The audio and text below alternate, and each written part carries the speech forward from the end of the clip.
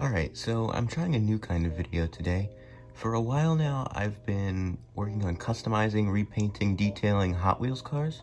I'm going to show you how you can drill out the rivets on the bottom, take the car apart, strip the paint, repaint, and do some details on the interior.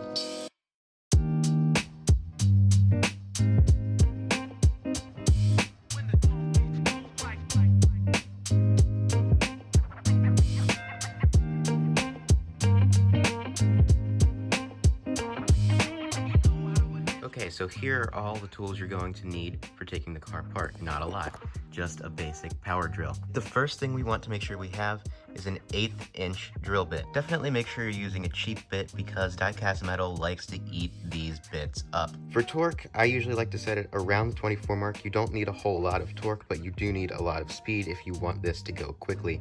So I have my power setting set to 2 and my torque to 24. When we flip our car over, we'll see that there are 2 metal rivets. These metal rivets go straight through the metal body, plastic windows, and plastic interior, all the way through to the base where they mushroom outwards. What you want to do to eliminate these pieces being held together and take the car apart is drill through the bits until you feel the click. You will, trust me, and then you can basically separate the parts and move on to paint.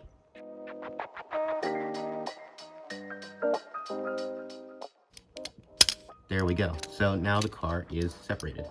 Pretty much all 1/64th scale cars are made of the same basic 4-part assembly.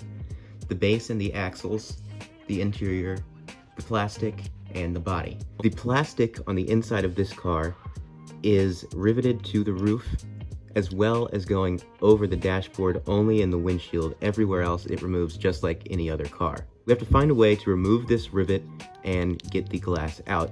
So to remove this annoying little rivet that's really getting in the way of things, I'm going to hit it with the drill one more time, but slower and more careful, as you don't want to damage these plastic parts, especially with a car this old where it can be hard to find a replacement. I've already drilled very deep into it, a little bit more than I would like, so I'm going to go at an angle and see what I can do about the flares that go over the plastic bit. Oh, I think that's it. There we go. Got it apart. Perfect. So now that the metal body is separated from the plastic parts, it's time to move on to removing this neon green paint. So step 1 of paint removal is scoring. Start with a 120 grit sandpaper, and after you've gone over the paint a couple times with that, move on to a finer grit.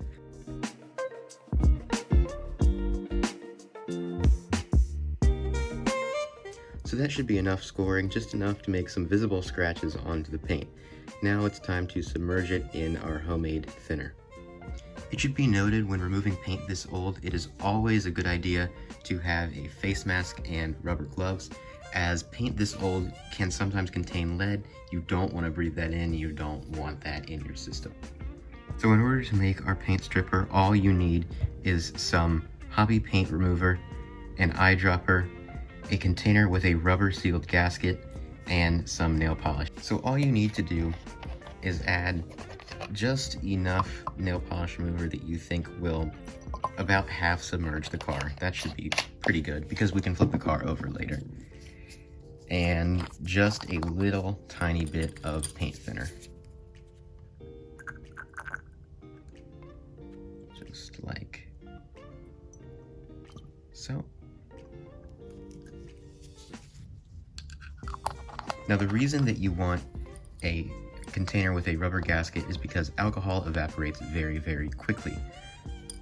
So the rubber gasket prevents that evaporation. So with that, I usually like to start with the car upside down, submerge the car in the liquid. This one looks a little big for this container. Moved my liquid from the smaller container into a bigger one, and I was able to strain out some of the black paint chunks in the process. So now it's time to submerge the car.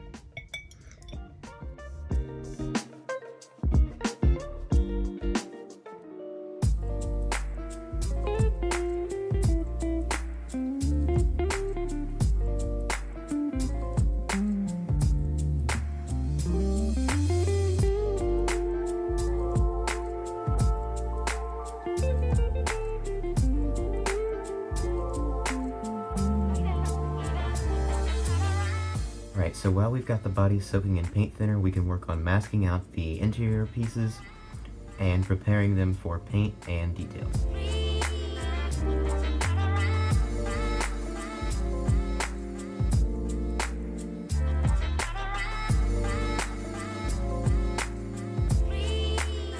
So with the engine bay masked off nicely, it's time to go take a look at how our metal is doing. So our car has been soaking for just under an hour now, and I think it's time to take it out and see how it looks. And that is looking spot on. You want those ripples to be there. That basically makes it so you can peel the paint right off.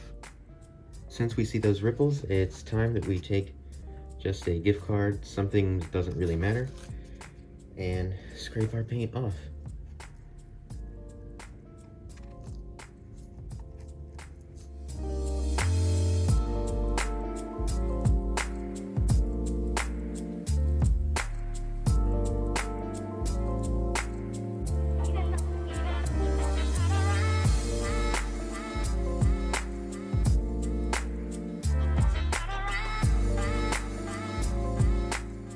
So for getting paint out of these very small details around here, as well as these sort of body gaps, use a thumbtack or similarly small in width item, and really just scrape it out of there. It's not hard. This is my favorite part.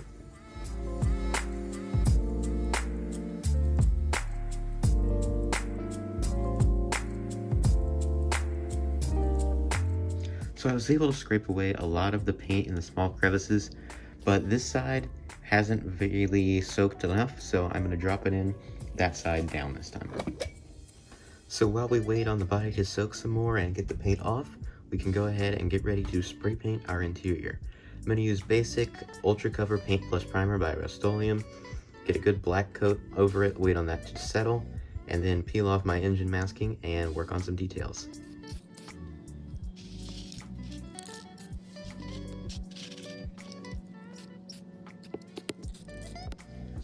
Alright, so while we wait on our spray paint to dry, let's pull out the metal car and work on chipping away the rest of this paint.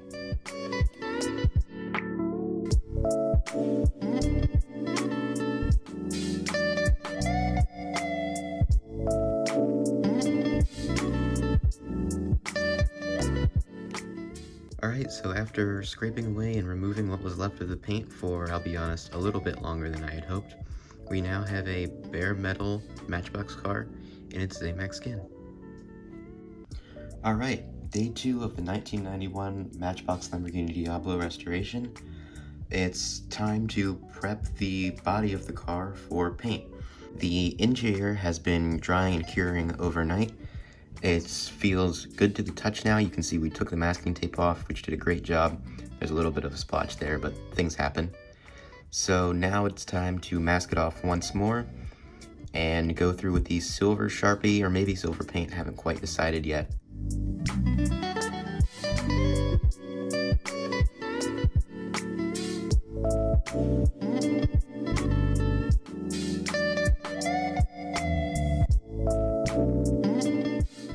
And boom, in less than 10 minutes I've totally masked off the engine bay and it's ready for paint / Sharpie. Now, it's time to prep the surface and spray paint / airbrush the body of the car. That way this has more time to dry. And in the meantime, while this is drying, we can be efficient and work on painting this. Even with the masking, you can see I went over onto the bodywork a little bit, but this won't matter too much because after this Sharpie dries, I'm going to tape it up when we paint the body. But before we do that, we've got to work on masking some details in the back and painting those.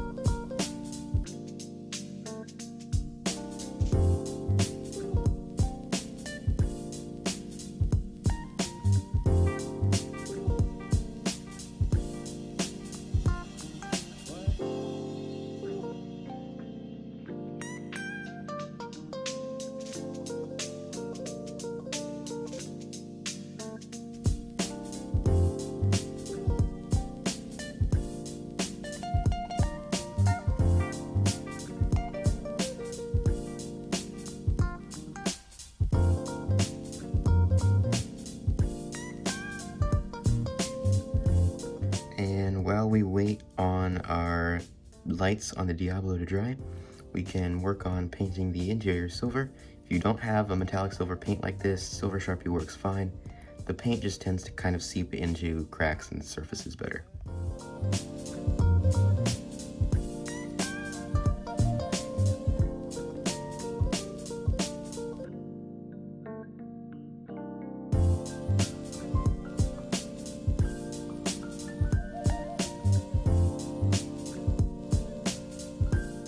So masking tape off, there are some areas that I'm going to have to go over with a Sharpie when it dries, like the air boxes and where there's still some pink around the firewall.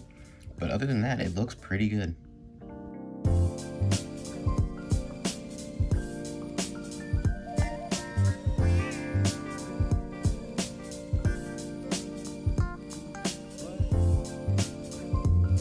So, I went ahead and masked off the tail lights in the back, as well as the hinge work underneath and the dashboard. I'm gonna leave the fog lights because they're too small to do a good job masking.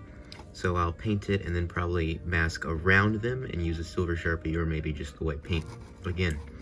But now it's time to airbrush the model in the purple color.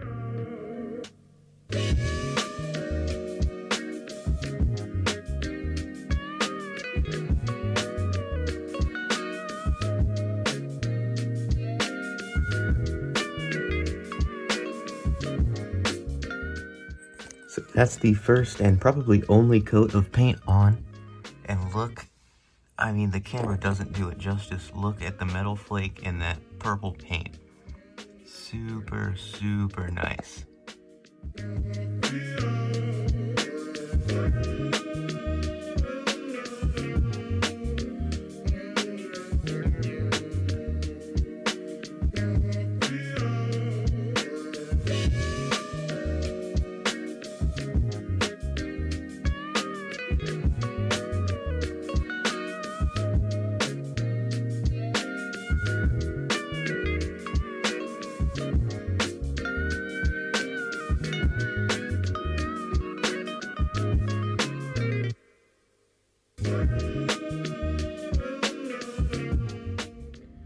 Alright, so that was restoring a 1991 Matchbox Lamborghini Diablo. Let me know with likes and comments how you feel about my 1/64th content. I just wanted to do something different since I'm not uploading a lot. Since the whole current world situation is sort of preventing me from going to car shows and shooting usual content, I gotta get creative. So I hope you enjoyed. See you in the next video.